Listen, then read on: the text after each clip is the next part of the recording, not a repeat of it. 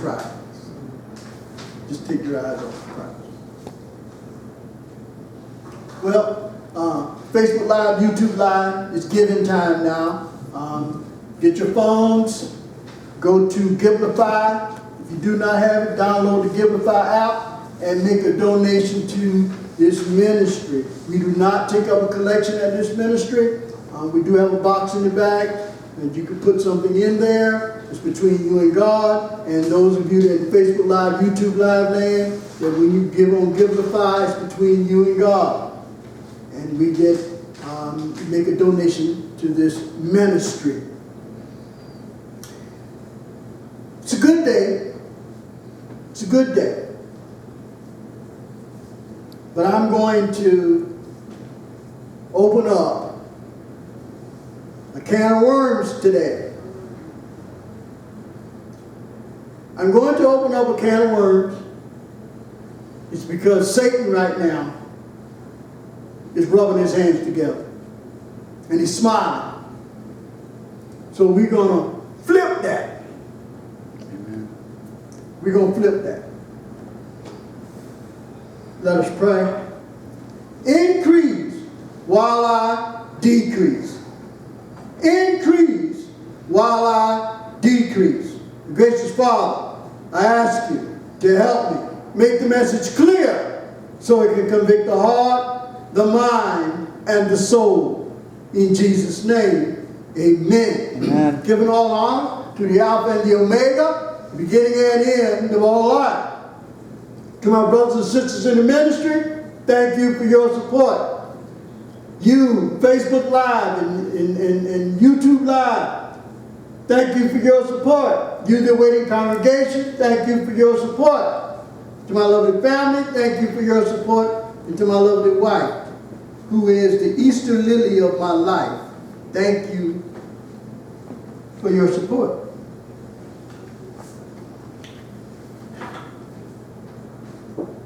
James chapter 4. James chapter 4. James can be found in the New Testament. If you're looking in the Old Testament, you're looking in the wrong place.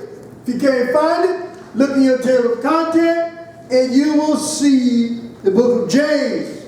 James chapter 4. James chapter 4. And the title of my homily for today is, where is my blessing? Where is my blessing? James chapter 4, starting at verse 1. And I'm reading from the NIV version this morning. If you got a Bible, that means we all getting on the same page. If you have an electronic device, that means we all getting on the same screen. James chapter 4, starting at verse 1. And again, I'll be reading from the NIV this morning. What causes fights and quarrels among you? Don't they come from your desires that battle within you? You desire but do not have, so you kill. You covet, but you cannot get what you want, so you quarrel and fight. You do not have because you do not ask God. When you ask, you do not receive because you ask with wrong motives, that you may spend what you get on your pleasures. Where is my blessing? You say, I go to church. I ain't killed no family member this morning today. I'm trying to do what's right. Where's my blessing? You said you'd bless me. You told me to hold on. But where's my blessing? I look around, I see other people getting blessed. They don't believe like I do, well, at least I don't think they do.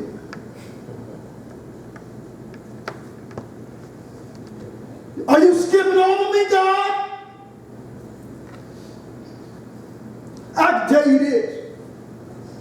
Last month, There were a lot of people asking God, where's my blessing?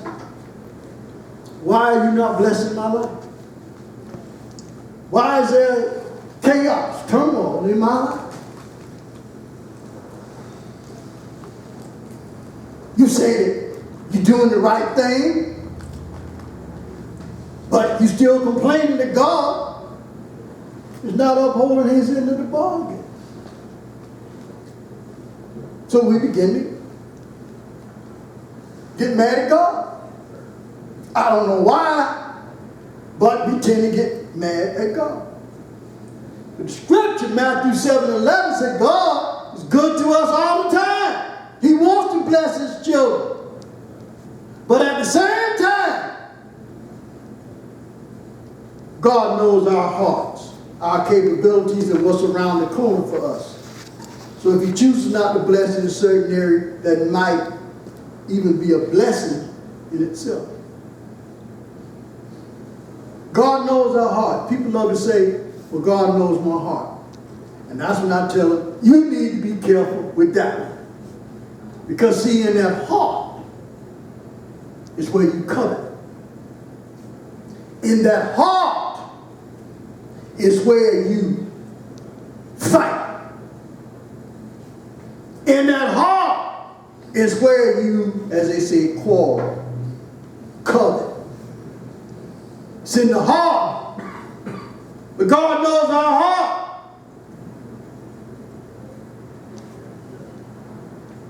Maybe the problem is you haven't asked for the blessing. Now I know God grants things to us even when we don't ask.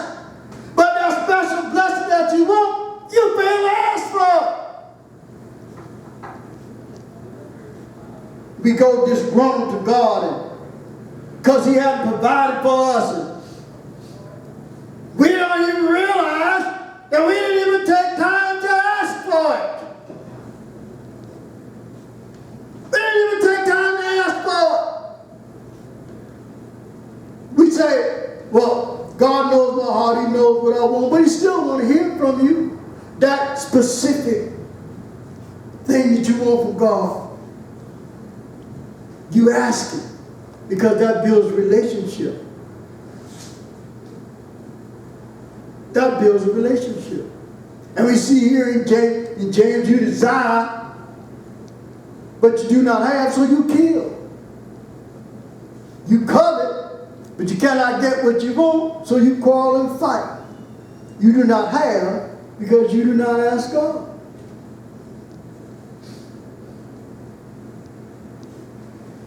John 16:24 says, until now you have not asked for anything in my name. Asking you will receive, and your joy will be complete. If you notice in there the word joy, you asking God, there's a joy that comes. But here in James, we see that there's no joy, so what do? We quarrel and fight. And we still didn't get what we wanted because we didn't ask. Yet we quarrel and fight because we did not ask God. God wants us to ask him so that we will trust him and be thankful. But until we do that, we do nothing but quarrel and fight. And then when we don't get what we want, we kill. We kill. There's no joy. You haven't asked. You haven't asked in faith.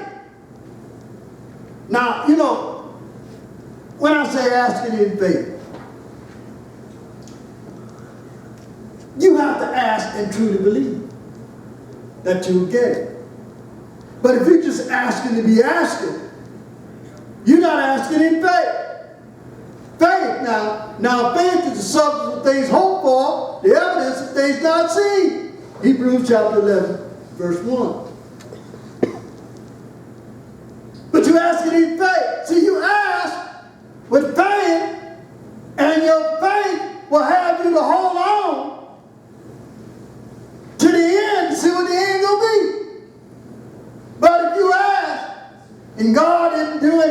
in 2 days, 3 days, or like you say, when I really needed it.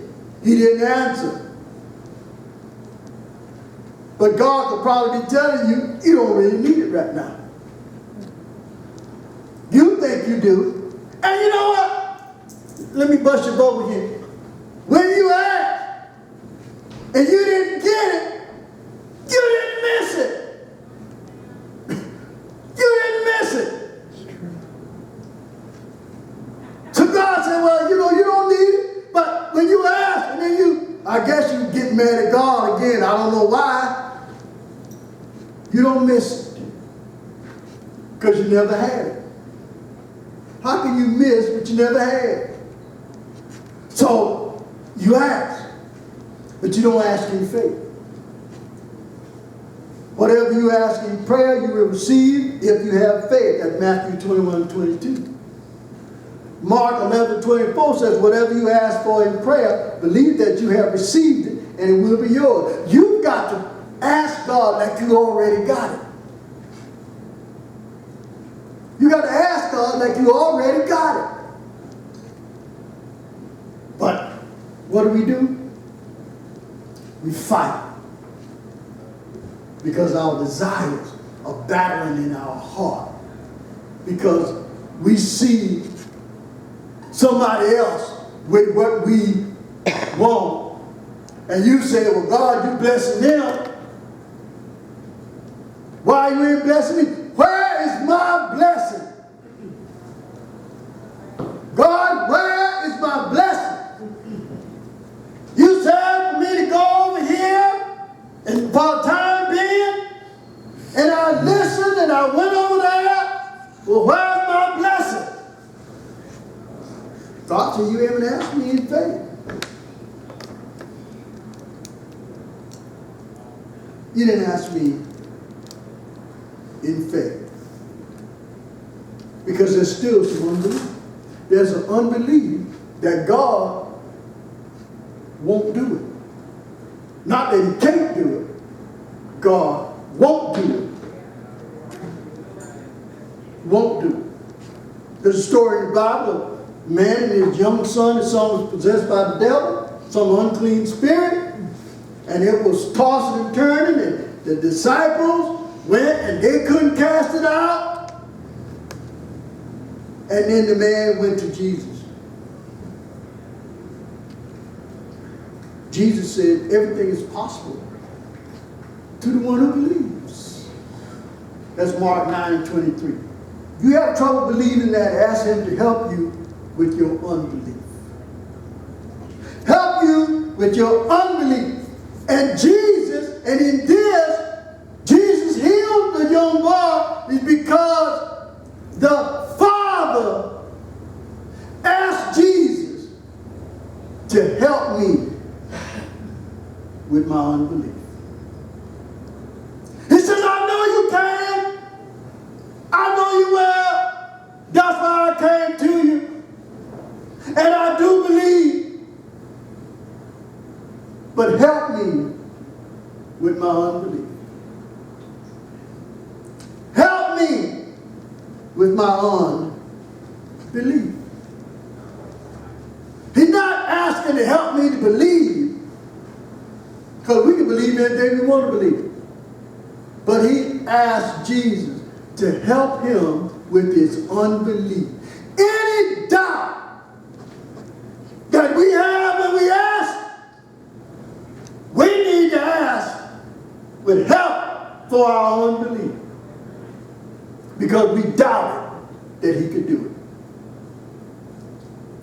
Not doubt when he could do it, but we're doubting if he can do it. If he will do it. Now remember, Jesus was healing off of people's belief. He said, if you believe that I can heal you, then you heal.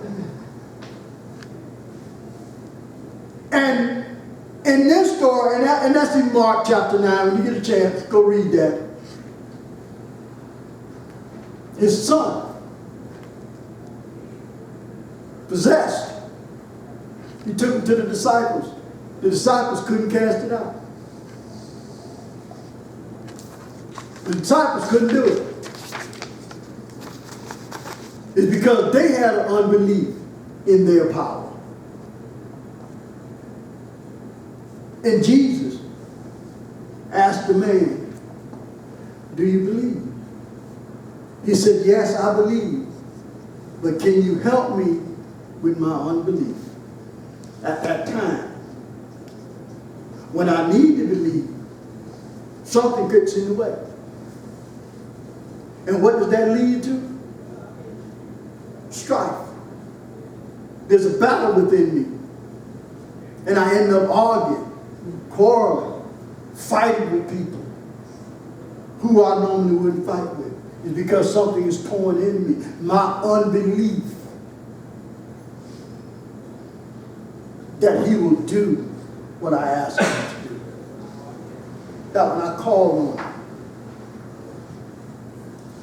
Problem might be you asking with the wrong motive.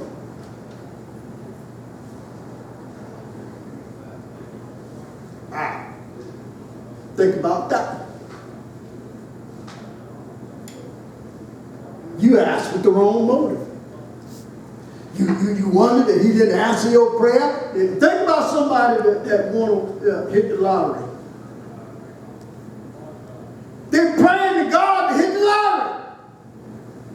But they ain't praying to God to be one of his. They're not praying to God to help them with their unbelief. No, they're praying to God to win the lottery. And let me tell you, God said you better off without the lottery. Because you probably end up killing yourself. And I say, if you want to get back at somebody, let them hit the lottery. Their family members will get them. Worry them to death. You want to get back at somebody, let them hit the lottery. We'll blow it like you're anyhow. The family members are worried you to death. And all them so-called friends, but you remember I said so-called friends, are worried you to death. Until it becomes a curse instead of a blessing. They say, well, Pastor, what happens if you hit the lottery? I already know what to do with it. I already know what to do with it. Advance my church. I already know what to do with it. You know, I might do something stupid. You like go out and buy a car. you know, stuff like that. Yeah, I'm going to advance my church. Because that's how I figured that's why he gave it to me. Yeah. But they're asking for the wrong motives. James chapter 4 verse 3 says, when you ask, you do not receive because you ask with the wrong motive, that you may spend what you get on your pleasures and forget about God. Now, I'm not saying, I'm just saying here, when you see him hit the lottery, the first thing they say, what? Thank God. Now, has anybody asked them when the last time they've been to church? Or are you going to pay tithes off of that to the church? Now, I'm not saying they don't, but I'm just saying. A lot of them say thank God, and I guess, at least I hope, that they would thank God more than just words. They would do something to advance his kingdom. But that's neither here nor there. To ask God for blessings that will help you bless others. Wrong motive. If you ask him to bless for yourself, you need to ask God to bless you to help somebody else. You say, well, God, I can take that money and help somebody else. Now, I'm going to tell you right now, there's a direct connection between the offering plate and God. Direct connection. Now, I don't know what it is. I ain't even going to try. But I do know that there's a direct connection that you can't outgive God.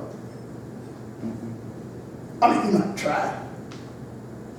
I mean, you give you a little $2, $3, as I say. God said, okay. Watch this. I'm going to bless you more. And I'm going to tell you how God bless you with more. When you plant corn, do you put a whole cob in the ground? No, you don't. In that hole, you might put 2 or 3 seeds. But it's going to produce a stalk with 5 or 6 hairs on there, full of corn. That's God blessing you more than you gave. You gave 3, look at what he blessed you with.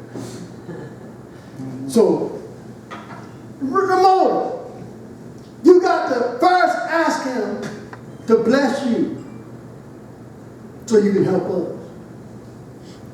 Psalm 37:4 says, delight yourself in the Lord, and he will give you the desires of your heart. If he is your desire and your delight, it will delight his heart to grant you your desires. He will give you desires of your heart. But they have to be in him. Delight in the Lord, and he'll give you desires in your heart. So when you light in the Lord, then the desires of your heart will be delightful to him. Instead of our, what do we call it? Our selfishness, that we want God to do something for us, and we want it done when? Yesterday? Not today, but yesterday. And then when you don't do it, we get angry at God. I don't know why. That's not going to solve anything. Because you're asking with the wrong motive. But he said, delight in him, and he will give you the desires of your heart. In fact, the desire of your heart is beyond your comprehension. I'm going to say that again. The desires of your heart are beyond your comprehension. You can't understand the desires of your heart. But God knows your heart. He knows when you're all about you. You know, the I syndrome, you know, the me syndrome, the my syndrome. What is that? Me, myself, and I? That's a deadly combination. I'm just here to tell you that. I don't mean it like that, but I do. I bet that you can find somebody today that will tell you that I asked God, and God ain't blessed me yet. And I don't know why. But then guess what you hear in their voice? You hear bitterness. It's because God ain't granted me my desire yet. You hear disappointment. Why me, God? I see everybody else over there. I see heathen over there. I see them over there. They prospering. Why, God? Why? I'm trying to do the right thing. Because it's all about you. The me, myself, and I syndrome.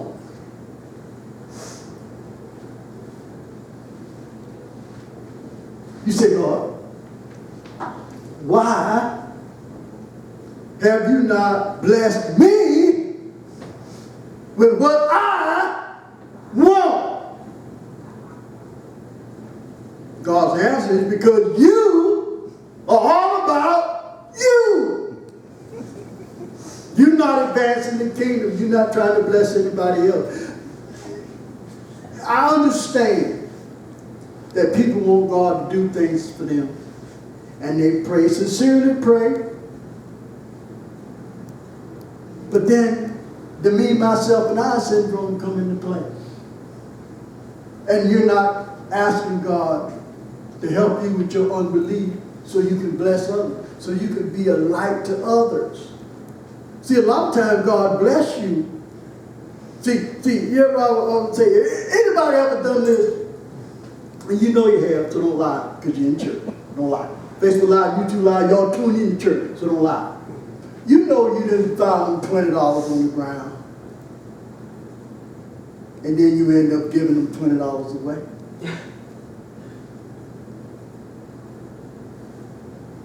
It's because God blessed you so you could bless somebody else. Somebody needed that money more than you did. But have you also noticed that when God blessed you with that and you try to hold on to it, it's gone. And you ask yourself, well, where is it? I just had it. Then you start thinking, well, did I do this? Did I do this? I bought this and did this and did this and did this. And then you find out you ain't got nothing to show for it. It's because when God blessed you, instead of blessing others, you try to hold on to it. And you can't do that. God said, when I give you something, I'm giving you something to bless somebody else. Or you get your blessing along the way. Because you're a blessing to them. But if it's all about you, you know, God ain't Santa Claus. He's supposed to bring you gifts for free. God is not obligated to bless any of us. Why? What have we done? Now, I can tell you this. We have done everything to not receive a blessing. Now, I can tell you that. But what have we done to receive a blessing? Nothing. You say, well, I was nice to some family members. You're supposed to be.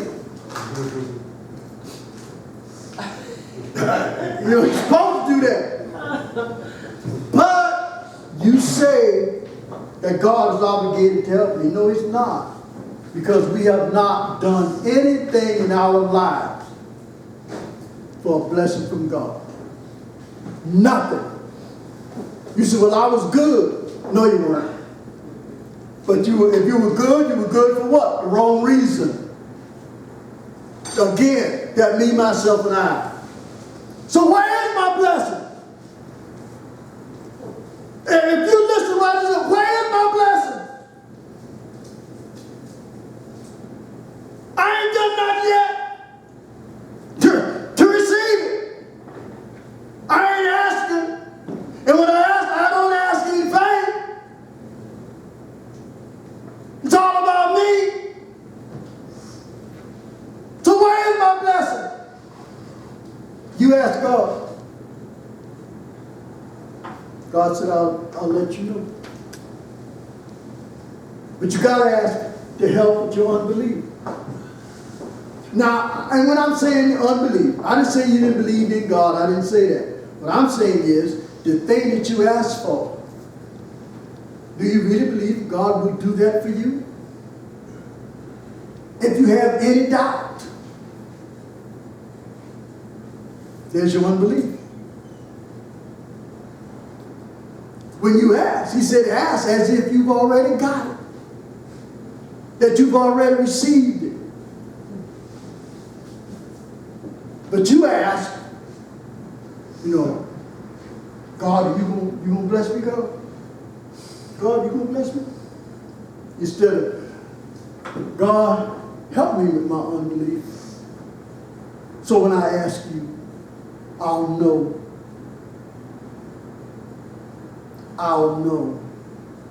without a doubt that I will receive it. And I want you to hold on to that. Now I'm getting ready to really step on the toe. The reason why he may not be blessing you is because there is an unconfessed sin in your life. An unconfessed sin that you're keeping from God that God don't know. There could be an unconfessed sin in your life. It affects your relationship with God and affects his hand of blessing. God is about relationship. So if he's not blessing, perhaps relationship is strained through disobedience in your life. or an habitual sin that you are not surrendering to Him. You're hiding it. You're hiding it. Now listen, you can hide from me because I don't want to see you in the dark anyway. You can hide from me, but I'm going to tell you right now, what's done in the dark will definitely come to the light. And if you got an unconfessed sin with God, listen, your unconfessed sin with God is between you and God, not you and your neighbor. Between you and God. And you talk to God. Don't talk to your neighbor. Because if you bring a bone, that neighbor gonna carry a bone. And you say, well, gosh, I only told so-and-so, and it got back to me and it's all twisted. Well, that's because you confess something and not to God. See, if you confess to God, God will cleanse your heart. If you confess to Him, but if you confess to your neighbor, neighbor can do nothing but talk about you.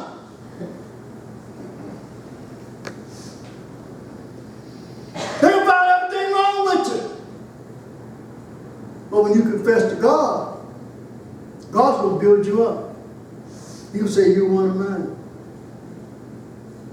In James it says, submit yourself then to God. Resist the devil, and he will flee from you. Come near to God, and He will come near to you. Wash your hands, you sinners, and purify your hearts, you double-minded. Grieve, mourn, and wail. Change your laughter to mourning, and your joy to gloom. Humble yourselves before the Lord, and He will lift you up.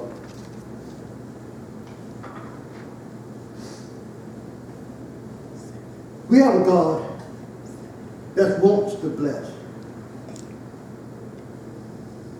But you're trying to hold something back from God. You're trying to hold something back. Like God don't know.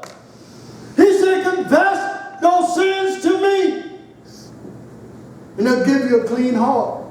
That's what was weighing you down. You didn't want nobody else to know, but it's weighing you down. So you ask God. Confess to God. Don't confess to your neighbor. Confess to God. And then God will send somebody your way to calm your fears.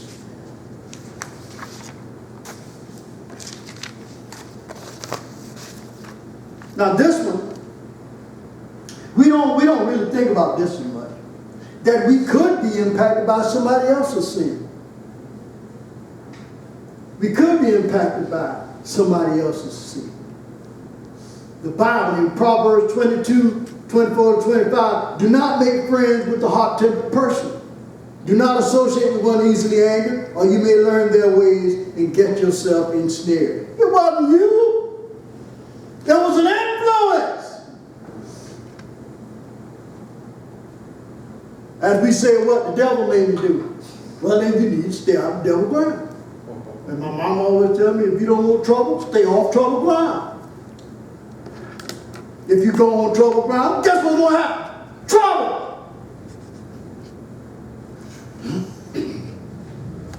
Now listen. It said, do not make friends with people that are hot-tempered. And we all know people that are hot-tempered. Some of us might be hot-tempered at a time or two.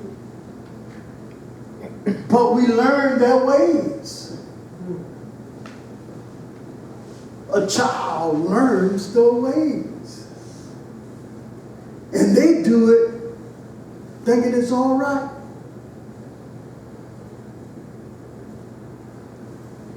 I got to tell you. You know how little kids write stuff, they have a thing, little kids, write stuff in school. The little kid had a drawing. He said, my daddy likes sugar so much that he sniffs it up his nose. And he draw a picture with his daddy leaning at the table, and you saw lines of sugar. In church, that's sugar. Okay. Now that child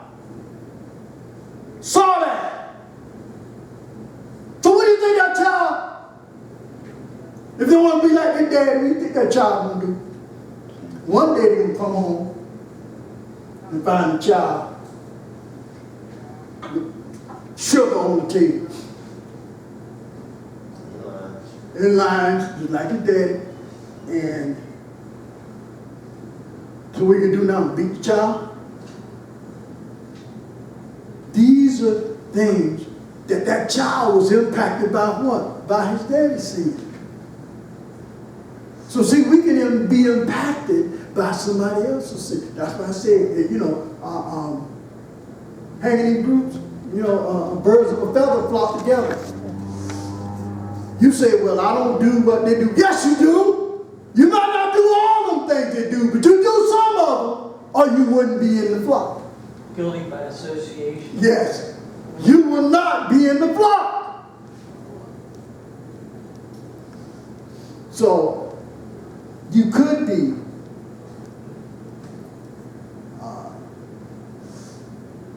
affected by somebody else's sin. Maybe you need to, as God said, you want to get blessed, you might need to change some of your friends if you want to get blessed. I like this one. God's timing is different than ours. When do we want it? Yesterday. This hold on now. Let me get Facebook Live, YouTube Live, congregation. Come on, let's be real. We asked today because we wanted it when? Yesterday. Now, that is how silly we are.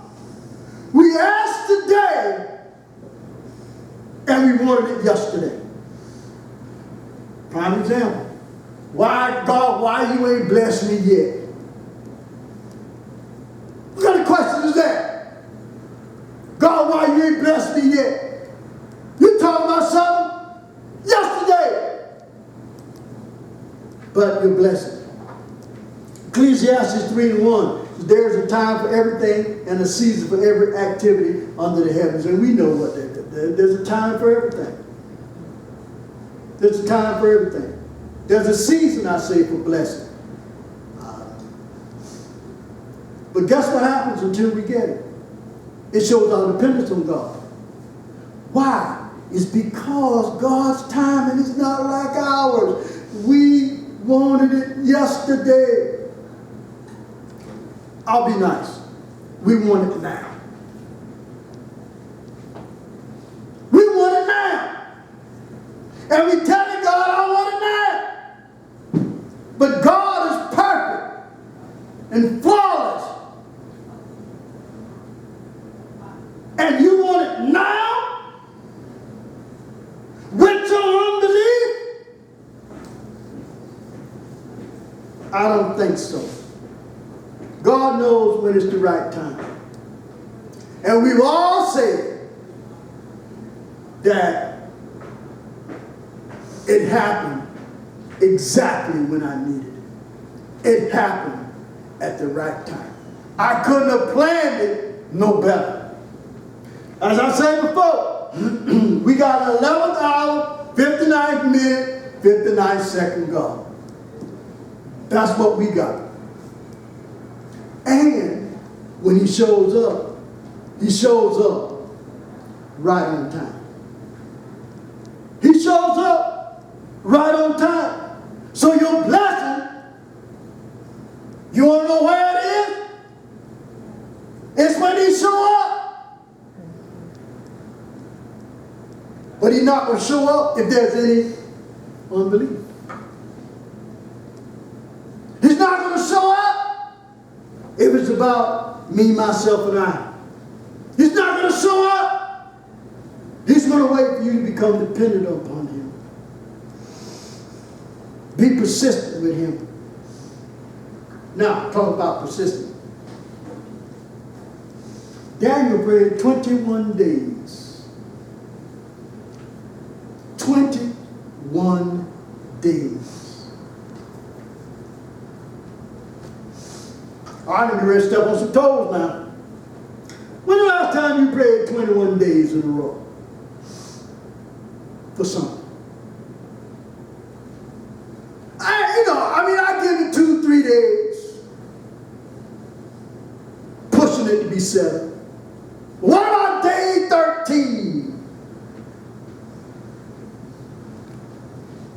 Day 17.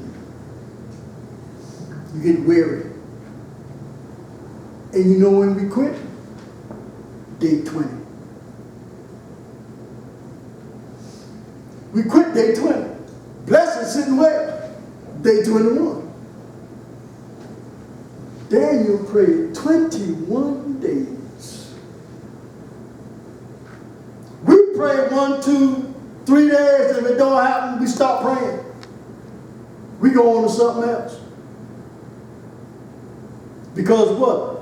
After 3 days, we lost our faith in God will provide. And then we want to know where my blessing is. Where is my blessing? You ain't persistent. Is what you asking for really, truly good for you? Hitting the lottery may not be good for people. You know, you ask for this. It says every good and perfect gift is from above, coming down from the Father of the heavenly lights, who does not change like shifting shadows. But do we ever stop to think that what I'm asking for is really good for me? I mean, sure, I want it, but is it really good for me? You know, as I say, you know, I want green grass, but I might can't afford the water bill. So is it any good for me? I'm asking for something that ain't good for me. I want the green grass, but I don't want that water bill. I don't want that water bill. So, is that water bill really good for you? You want the green grass, but is that water bill really good for you? That's a decision you have to make. But I can tell you this, if God don't think it's good for you, it's not happening. It's not happening. Because you praying, hold on, here we go. You praying for something against God's character. You praying for something against God's character. You want God, you praying to tell God that I want this, knowing you can't afford the water bill. So you asking God to do something to hurt you.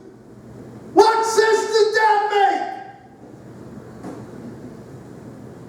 You're asking God to do something to hurt you. And then get mad at God when he don't do it. Think about that for a minute. Think about that for a minute. You asking God, you praying to God to do something that will harm you, and he don't do it, and then you get mad at him for not doing it. Where's my blessing? Where is it? It may not be good for you. It may not be good for you. So, and I'm going to end with it. You know what? You're already being blessed. You're already being blessed. And you know what? You didn't even notice it. Now I'm going to tell you, let me put some fright in some people. There's a lot of people that didn't make it this morning. And they were healthy yesterday. Coronavirus didn't kill them. I'm going to tell you that right now. It's a blessing for us to be here today. For you to be here, for me to be here. Because we could have been doing something else. We could have been, dead. somebody reading our obituary. And if you don't think it's real, get the, what's that, Orlando Central or whatever, and turn to the obituary section.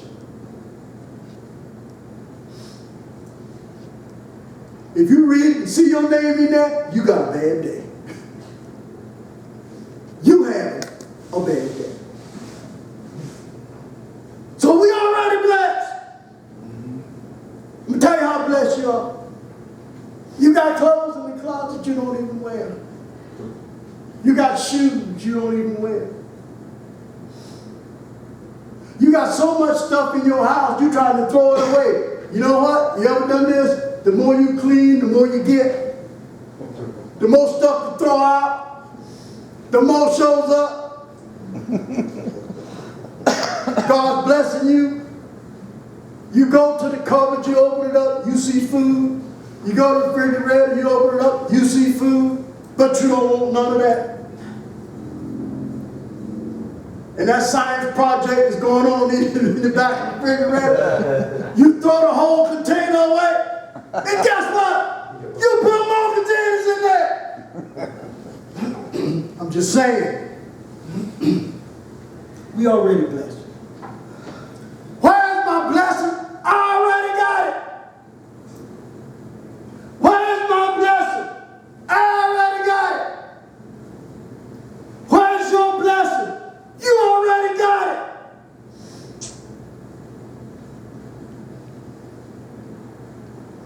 But you don't want, you don't want that. You want